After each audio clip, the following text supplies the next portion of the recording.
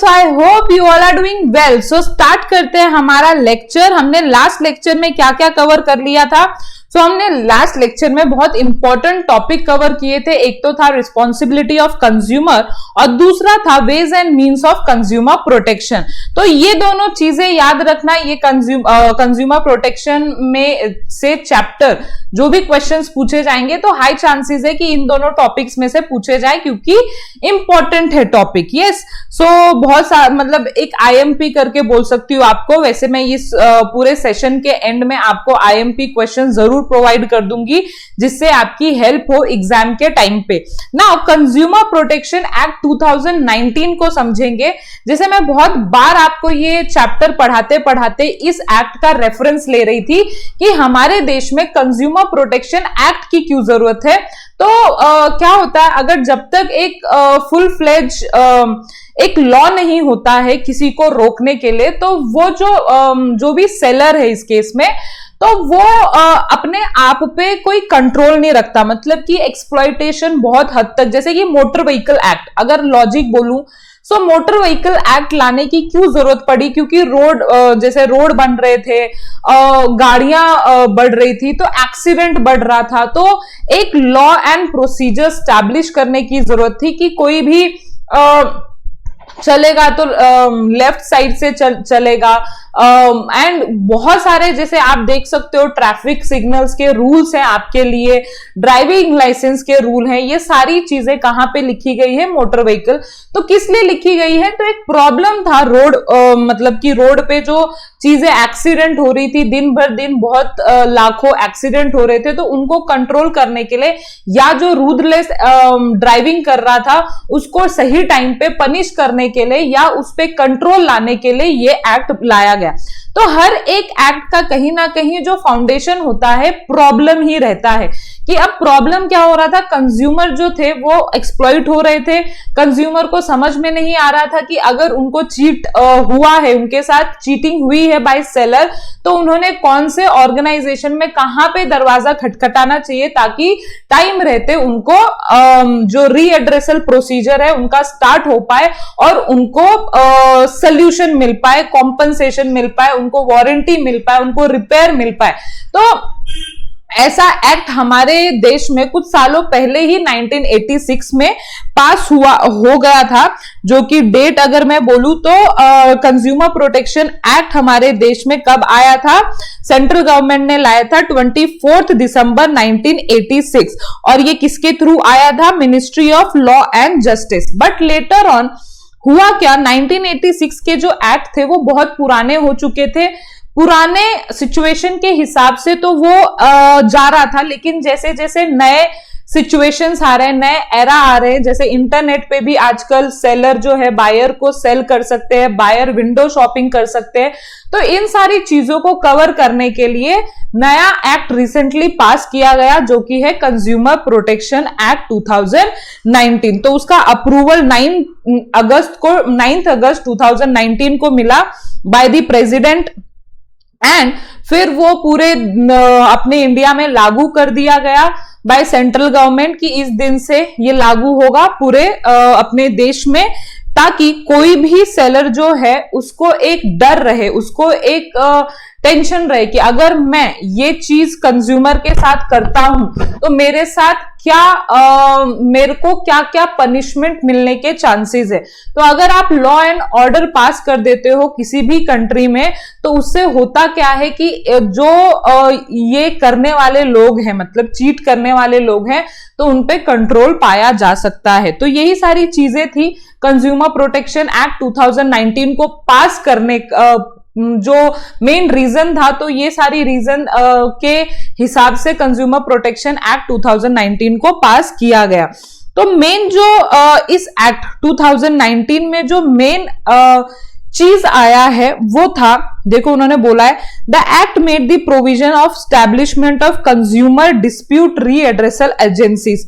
तो हमने रीएड्रेसल फोरम करके पढ़ा था ना, कि ऐसा एक वेज और मीन है कंज्यूमर प्रोटेक्शन का जहां पे वो फोरम में जा सकते हैं और अपनी सुनवाई कर सकते हैं। तो वही चीज हम डिटेल में इधर पढ़ने वाले हैं कि कौन से कंज्यूमर डिस्प्यूट रीएड्रेसल एजेंसीज हैं अपनी कंट्री में जो इस एक्ट के थ्रू आए हैं और कौन कौन से लेवल पे हैं और इनमें क्या क्या खास बातें हैं। सो हम इस टॉपिक में ये पढ़ने वाले हैं। नोन एज डिस्ट्रिक्ट कमीशन जो कि डिस्ट्रिक्ट लेवल पे है, स्टेट कमीशन स्टेट लेवल पे है, नेशनल कमीशन जो कि सेंट्रल लेवल पे है। The act cover all complain with relevant merchandise और service and unfair trade practices. तो एक्ट में सारे कंप्लेन, सारे रेलेवेंट जो भी चीजें हो सकती है एक बायर के साथ, जो भी एक्सप्लॉयटेशन हो सकता है बायर के साथ, वो सारी चीजें इधर कवर करने की कोशिश की है। ठीक है।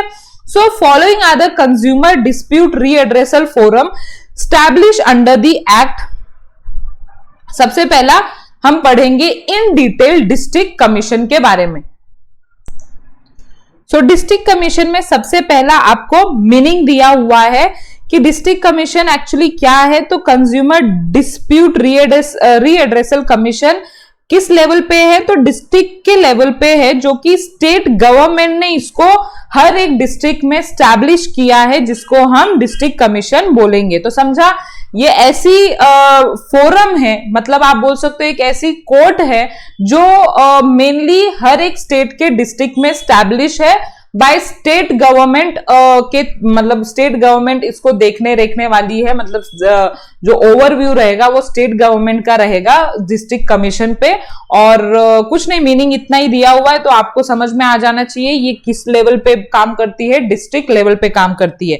नाउ सबसे पहले हम प्रेसिडेंट देखेंगे कॉम्पोजिशन में। तो सबसे पहला जो पर्सन होना चाहिए सिटिंग डिस्ट्रिक्ट कमीशन में वो है प्रेसिडेंट। अब प्रेसिडेंट कौन हो सकता है? तो वो या तो सिटिंग डिस्ट्रिक्ट जज होना चाहिए, या तो रिटायर्ड डिस्ट्रिक्ट जज होना चाहिए, या तो क्वालिफाइड टू बी डिस्ट्रिक्ट जज होना चाहिए। ये आपको कहां से मिलेगा डिस्ट्रिक्ट जज? तो डिस्ट्रिक्ट कोर्ट के जो जज होते हैं उनको वो रेफर कर रहे हैं। तो या तो वो प्रेजेंटली एज ए डिस्ट्रिक्ट जज काम कर रहे हो तो वो डिस्ट्रिक्ट कमीशन के भी प्रेसिडेंट बन सकते हैं, या तो वो रिटायर्ड हो चुके हैं तो वो डिस्ट्रिक्ट कमीशन के प्रेसिडेंट बन सकते हैं। नहीं तो वो क्वालिफाइड है टू बी डिस्ट्रिक्ट, मतलब ना ही रिटायर्ड है ना ही सिटिंग है, बट उनके पास वो सारी एजुकेशन है, वो सारी डिग्री है जो डिस्ट्रिक्ट जज बनने के लिए चाहिए। तो वो क्या प्रेसिडेंट बन सकते हैं डिस्ट्रिक्ट कमीशन के?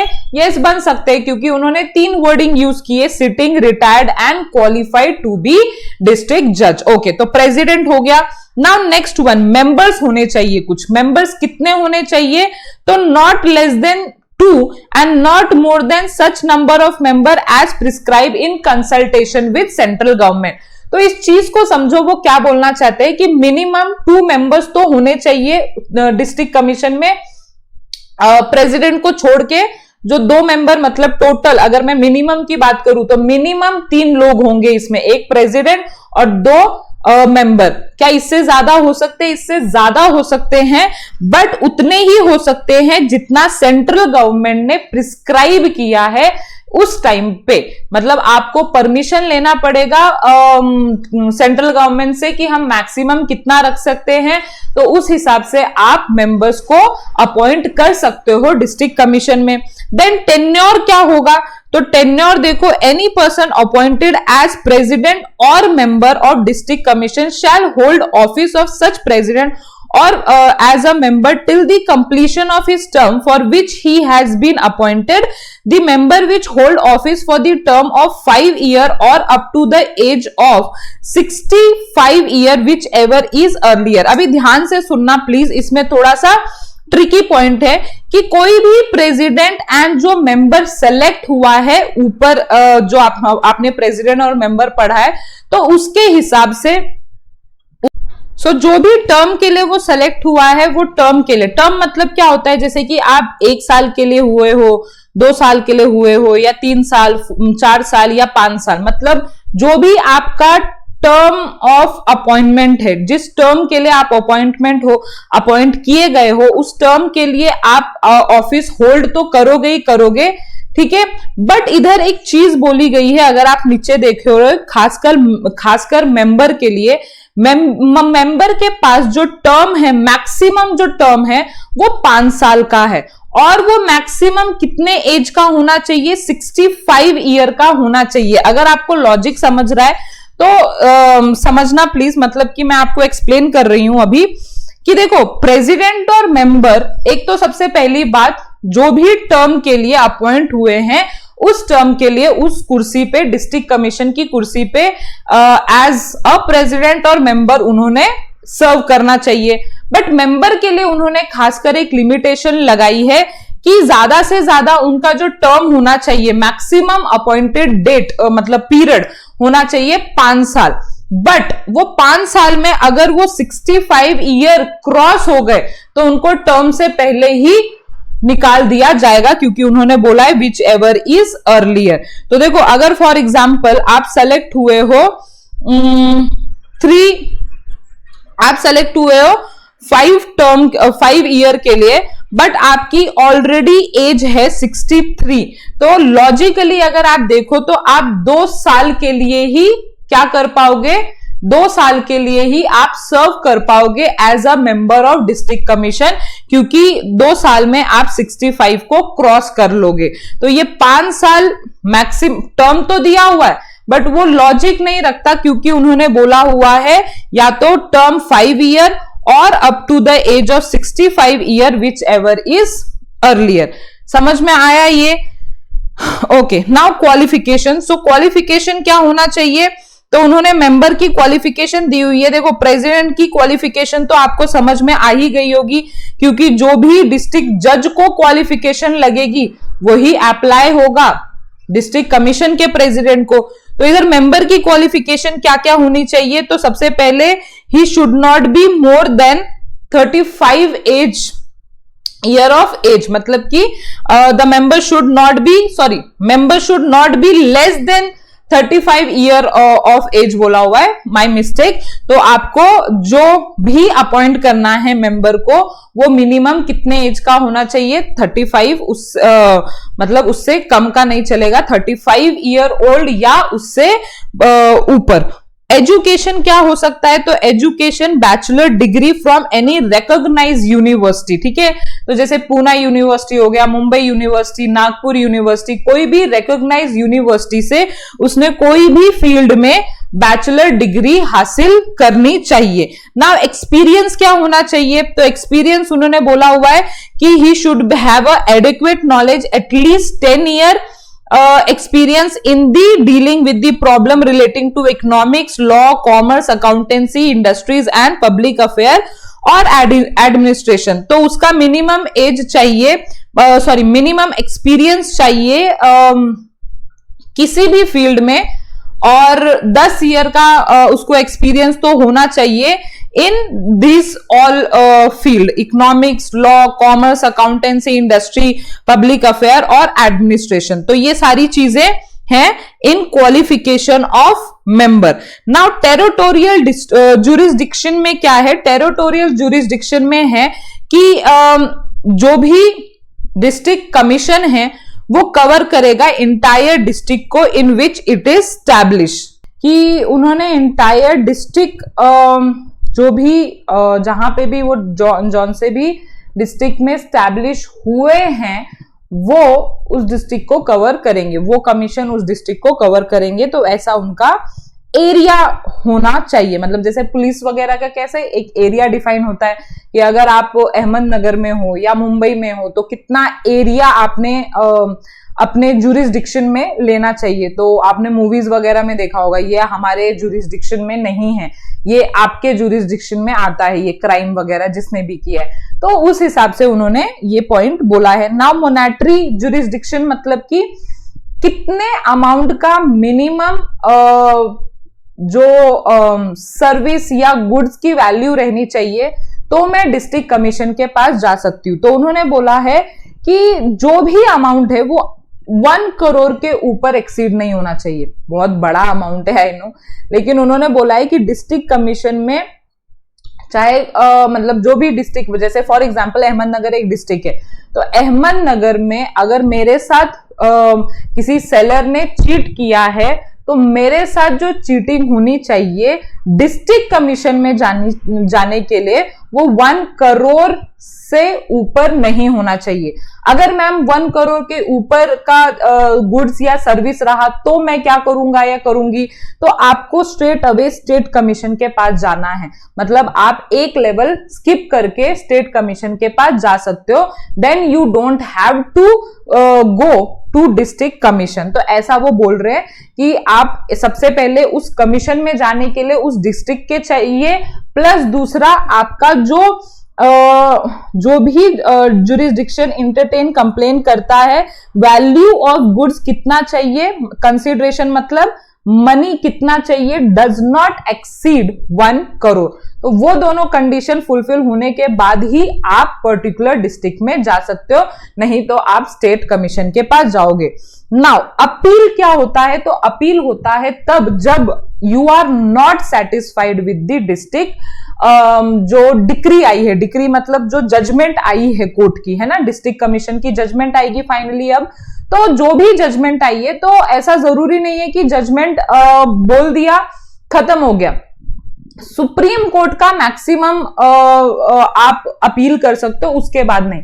बट डिस्ट्रिक्ट कमीशन का अगर आपको डिसीजन नहीं पटा, अगर आपको डिसीजन नहीं अच्छा लगा और आपके फेवर में वो नहीं था, तो क्या, और तब भी आपको लग रहा है नहीं मैं सही हूं, तो क्या आप अपील कर सकते हो? तो यस, आप अपील कर सकते हो।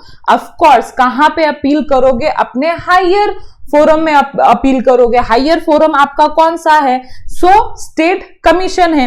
कोई भी एग्रीव्ड पार्टी मतलब उसको जस्टिस नहीं मिला, वो दुखी पार्टी रहता है जिसको जस्टिस नहीं मिलता है, तो उसको हम एग्रीव्ड पार्टी बोलते हैं। तो क्या वो अपील कर सकता है? Yes, they can prefer appeal to against such order to state government within the period of 45 days. देखो उसका पीरियड क्या है, 45 डेज अपील करने का। जब जो भी डेट ऑफ ऑर्डर था डिस्ट्रिक्ट कमीशन का, उधर से आप काउंट करोगे 45 डेज, वो आपका मैक्सिमम पीरियड है जहां तक आप अपील कर सकते हो। अगर वो 45 डेज क्रॉस हो गया तो आप हायर अथॉरिटी, दैट इज आप स्टेट कमीशन के पास अपील करने नहीं कर सकते। ये याद रखना है आपको। Okay, So state government by notification may make rule about qualification, method of recruitment, term of office, resignation and removal of president and member of district commission। तो मैंने आपको बोला था ये डिस्ट्रिक्ट कमीशन किसके अंदर काम करती है? ये डिस्ट्रिक्ट कमीशन स्टेट गवर्नमेंट के अंदर काम करती है। जैसे इधर आपने पढ़ा था स्टेट गवर्नमेंट के अंदर काम करती है। तो ये जो पावर है कि किसको निकालना है, किसको रिक्रूट करना है, क्वालिफिकेशंस के रूल क्या है, टर्म ऑफ ऑफिस कितना रहना चाहिए, तो ये सारा अथॉरिटी उस पर्टिकुलर स्टेट कमीशन के पास रहेगा। So however any person already appoint as president और मेंबर। देखो हमने ऑलरेडी पढ़ा था कि क्या हमारे पास कंज्यूमर प्रोटेक्शन एक्ट पुराना वाला था, हम पुराने एक्ट के हिसाब से ऑफ कोर्स कोई ना कोई प्रेसिडेंट रहेगा डिस्ट्रिक्ट लेवल पे, स्टेट लेवल पे, तो क्या वो कंटिन्यू कर सकता है नए एक्ट के हिसाब से? तो यस, वो कंटिन्यू करेगा। So immediately before the commencement will remain the same post till the completion of his term for which he has been appointed. कहने का मतलब है अगर आप प्रेसिडेंट और मेंबर सेलेक्ट हुए हो as per consumer protection act 1986, तो क्या आप इधर भी कंटिन्यू करोगे कंज्यूमर प्रोटेक्शन एक्ट 2019 के हिसाब से? यस, कंटिन्यू करोगे अपने टर्म। जब तक आपका टर्म खत्म नहीं होता है तब तक आप उस कुर्सी को सिर्फ इसलिए नहीं छोड़ोगे क्योंकि हमारे देश में नया एक्ट लागू हुआ है। तो आपके टर्म खत्म होने तक आप रुकोगे, फिर नया एक्ट के हिसाब से सिलेक्शंस वगैरह किया जाएगा। बट अगर आप ऑलरेडी सेलेक्टेड प्रेसिडेंट मेंबर हो तो you can continue in this act also, ऐसा उन्होंने बोला है।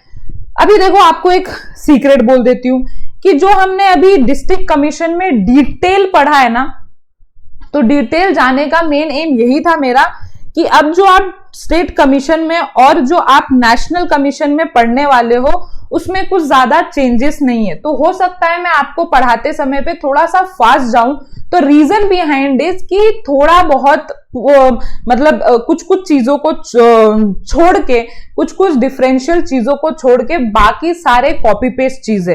तो देखो अभी स्टेट कमीशन कौन से होंगे, जो ऑफ कोर्स ऐसा कंज्यूमर डिस्प्यूट रीएड्रेसल कमीशन जो स्टेट लेवल पे स्टैब्लिश है, और इनको किसने स्टैब्लिश किया है, तो इनको भी just like district commission, state commission ने ही, स्टेट गवर्नमेंट ने ही स्टैब्लिश किया है, और it is also called as state consumer dispute redressal commission. मतलब इनके दो नाम होते हैं, शॉर्ट फॉर्म, एक स्टेट कमीशन भी बोल सकते हैं, नहीं तो state consumer dispute redressal commission भी बोल सकते हैं। नाउ कॉम्पोजिशन, जस्ट लाइक हमने जैसे डिस्ट्रिक्ट कमीशन के कॉम्पोजिशन पढ़ा, तो इसमें भी प्रेसिडेंट और मेंबर ये दो लोग होने चाहिए, बट कौन से, उनकी क्वालिफिकेशन क्या होनी चाहिए, तो थोड़ा बहुत तो डिफर करेगा, क्योंकि वो डिस्ट्रिक्ट लेवल पे थे, ये स्टेट लेवल पे हैं। तो डिस्ट्रिक्ट जो स्टेट लेवल पे जो प्रेसिडेंट रहेगा या रहेगी, वो होना चाहिए सिटिंग रिटायर्ड जज ऑफ हाई कोर्ट। उधर क्या था, ऑफ डिस्ट्रिक्ट कोर्ट। अगर आप देख रहे हो तो इधर क्या था, डिस्ट्रिक्ट जज के, डिस्ट्रिक्ट जज, ऑफ कोर्स डिस्ट्रिक्ट जज कहां पे पाए जाएंगे, डिस्ट्रिक्ट कोर्ट में। तो हाई कोर्ट का जो भी सिटिंग या रिटायर्ड जज होगा, वो इधर क्या बन सकता है, प्रेसिडेंट बन सकता है।